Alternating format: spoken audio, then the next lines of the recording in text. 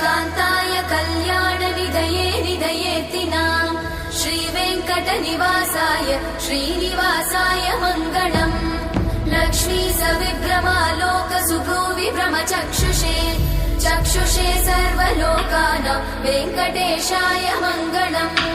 श्रीवेङ्कटाद्रिशृङ्गाग्रमङ्गलाभरणाङ्ग्रये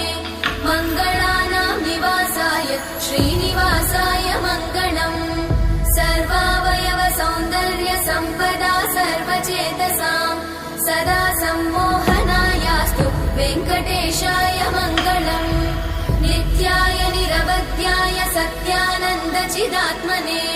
सर्वान्तरात्मने श्रीमद् वेङ्कटेशाय मङ्गलम् स्वतः सर्वविदे सर्वशक्तये सर्वशेषिने सुलभाय सुशीलाय वेङ्कटेशाय मङ्गलम्।